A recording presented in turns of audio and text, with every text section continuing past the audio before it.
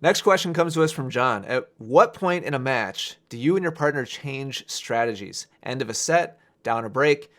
This is $1 million question, John, and I'm looking forward to answering this because I've been asked this question definitely hundreds of times over the years, making videos, doing podcasts. So I'm really looking forward to breaking this down.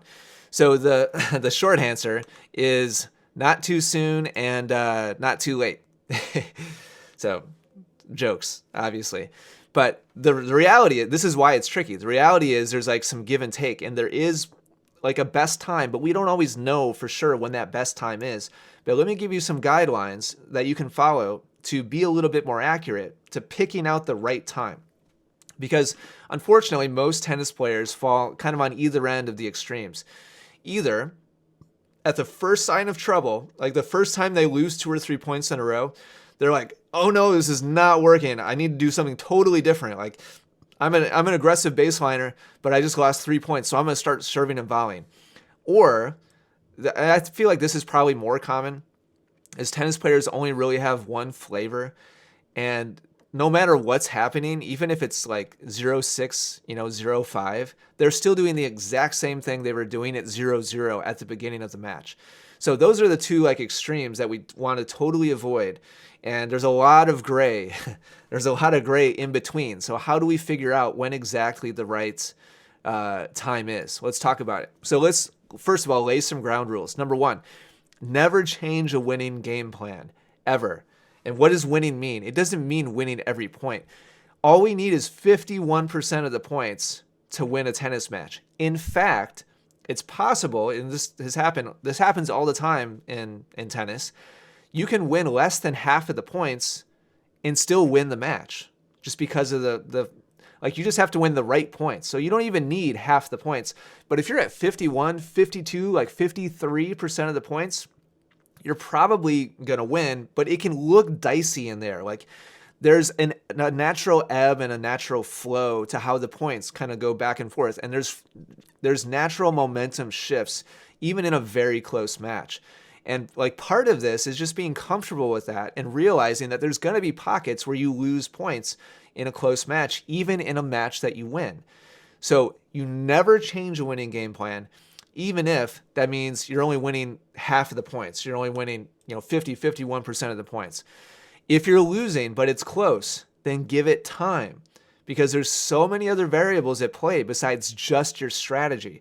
So in other words, your tactical approach is just one variable out of many, many variables, and you don't even control like a lot of them. So there's lots of things happening. There's lots of ups and downs and ebbs and flows. And if every time there's an ebb, you're like, oh crap, what do I do? Like I got to do something different. Then you're just constantly going to be bouncing all around. So here's a bunch of things that can shift without you having anything to do with it. Your opponent's mental game can totally just go on tilt at a moment's notice. You just never know. And so if you just start losing a couple points and you totally change your tactics, it could have been 5 minutes from then. If you just stuck with the thing that was like kind of keeping you nose and nose, then eventually they might just blow up mentally and just totally self-destruct. Their fitness and conditioning, you never know when they might just kind of hit a wall. And the thing that was keeping you like just barely neck and neck with them, all of a sudden, boom, you just kind of take over in the match. Their execution and timing, even if they have a perfect strategy against you and you're just like barely staying even with them, there can be a lapse in concentration. There can be a lapse in their timing.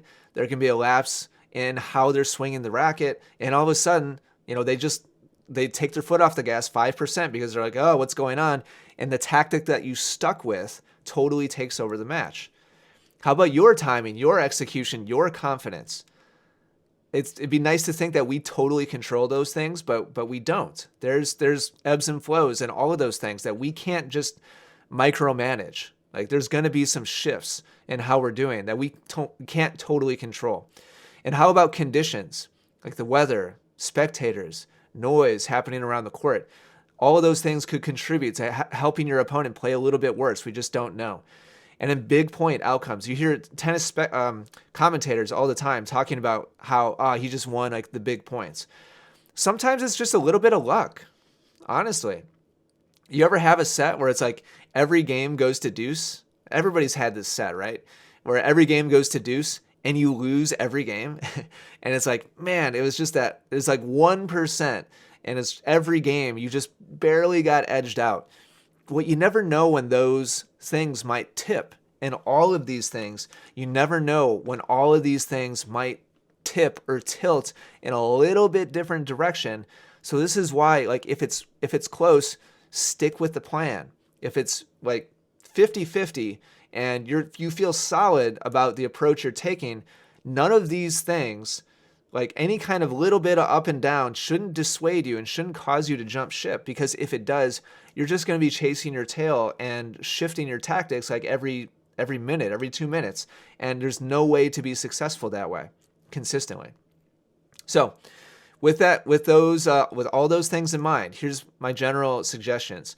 If there's one break of serve in a set and there's a little bit of time left, so it's like 2-4, or it's like 1-3, or it's 0-2, or something like that, one break of serve, and the points like currently are like 50-50. It's like I win 1, they win 1, I win 2, they win 2, and it's just kind of like trading blows, like back and forth and back and forth and back and forth, and it's close.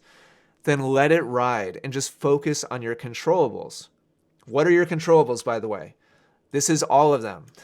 You only really truly control 3 things: your effort, your mental focus, like what it is that you're fixated on, like mentally from moment to moment. You can't control your thoughts, by the way, like they're going to come and go, but you can control what you give energy to mentally. And finally, the quality of your intention. Notice I didn't say quality of execution.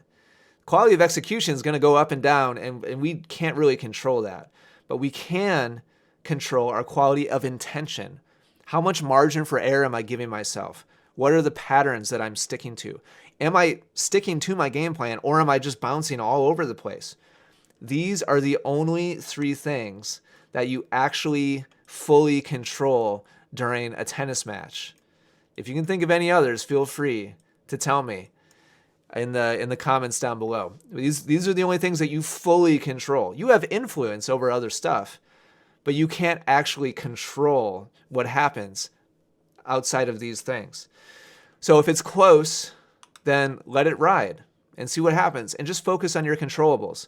Now, here's the thing. On the other hand, if it's more than 1 break, so here's your 3 criteria. If it's more than 1 break so it might be either or, it's close to the end of the set or the match, so it's like, it's 2 breaks and it's 5-2. Probably time to mix it up. And or it's close, it's not close to 50-50 points. So you're only winning like 2 out of every 10 points. And especially if you combine these. So if it's like it's 2 breaks, it's close to the end of the set, and you're only winning like 2 out of 10 points, you've probably waited too long. Any one of these is enough of a reason to change it.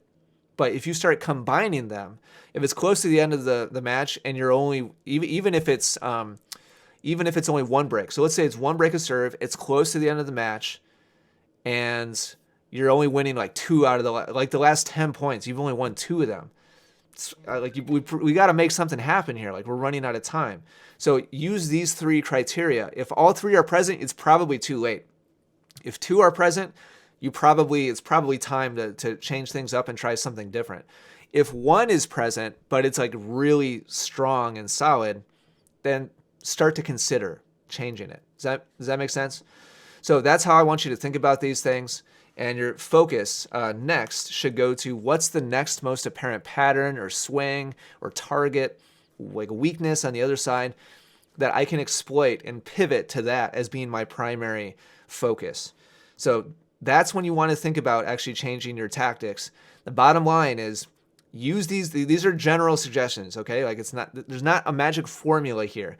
These are ground rules. Pay attention to what's working and what doesn't, and understand that it takes time to build basically like a competitive intuition where you're aware of those things, like you're staying present, and like you have your wits about you enough to actually notice whether or not these things are happening.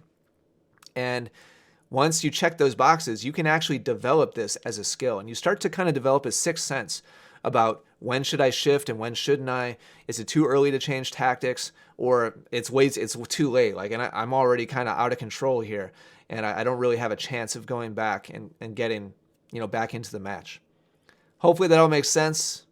I know this is a little bit abstract. Like, I can't give you like an exact answer, right? Like that's why this is tricky, because I can't say after you've lost your second point in a row and there's one break of serve and it's the second Tuesday of the month and you're wearing black, then change tactics. Like there's no like specific like prescription I can give you. You have to feel it out, but these are the different elements that you should be paying close attention to.